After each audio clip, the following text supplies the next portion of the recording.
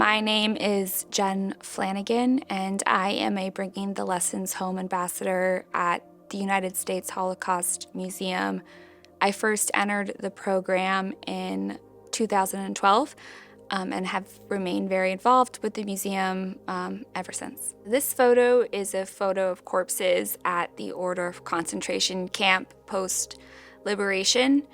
And I chose this photo because it is very similar to the first photo that visitors to the Holocaust Museum in Washington, D.C.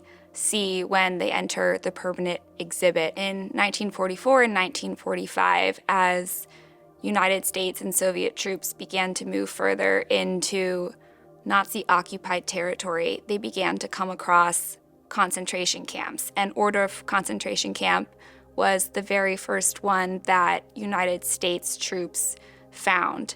And when they came across it, what was left was piles of bodies and corpses, like in this photo, as well as emaciated prisoners. And that's because the leaders of this camp, the Nazis, took everyone who was able to walk and evacuated them further into Nazi-controlled territory. And everyone else that was left, they either killed and burned their bodies, or they just left them there and they were starving. And so this was the very first encounter that Americans had, really, of the atrocities of the Holocaust.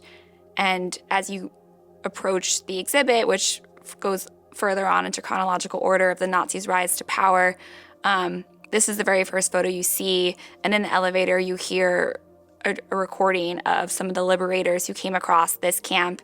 And they say these things just shouldn't happen. They shouldn't happen, but yet they did. And that shock of finding the corpses and the prisoners of all of these people as they began to process what had happened, the rise of the Nazis into power and all the atrocities that happened, is the same experience that many of us have when we learn about the Holocaust. First, we see and we hear of these gross numbers, and then we start to learn, how could this happen on a systematic scale? The general of the U.S. troops who came across this camp was so shocked by what he saw that he didn't think other people would believe it.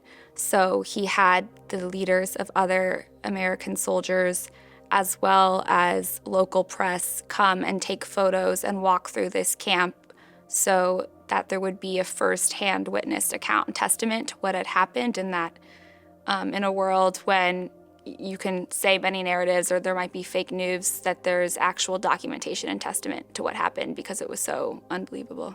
When I first entered the exhibition and I see that photo, it's shocking. Just the size of the photo itself is blown up.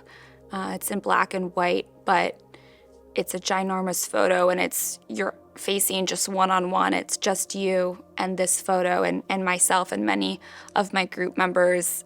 When you first see that, you're put in the perspective of the liberator who has come and they don't know all the atrocities that happened, and you're just faced with colossal death and dehumanization and emaciated bodies who need food, they need medical care, and the corpses that were on the ground, many of them were burned because the Nazis wanted to cover up their crimes, or the corpses that were left, many of them were covered in lime. So it's a very shocking and unsettling feeling, and almost a sense of disbelief of how could this possibly happen.